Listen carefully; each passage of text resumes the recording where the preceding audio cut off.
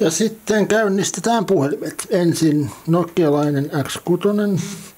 Se värähti, siitä lähti käyntiin. Sitten LG:n Windows Phone 7. Se lähti siitä. Ja viimeisenä HTC:n Wildfire.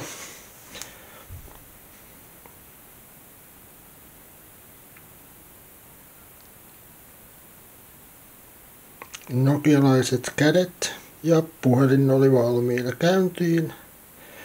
Windows Phone 7 käynnistyy kutakuinkin samassa ajassa.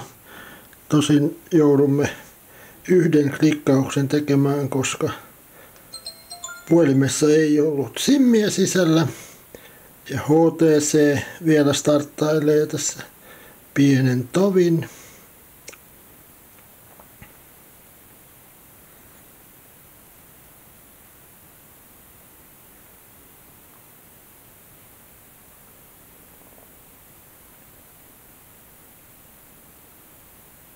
Ja vielä HTC miettii.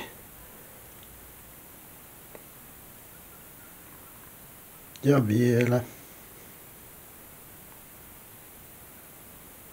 Hiljaa se tekee työtä, niin kuin screenissä lukee.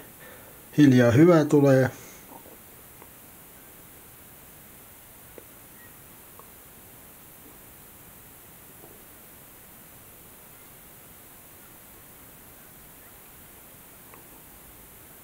Ja nyt main screeni oli päällä.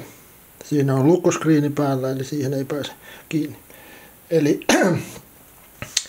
selkeästi nokialainen ja Windows Phone 7 käynnistyvät aivan eri nopeudella kuin HTC:n Android Wildfire.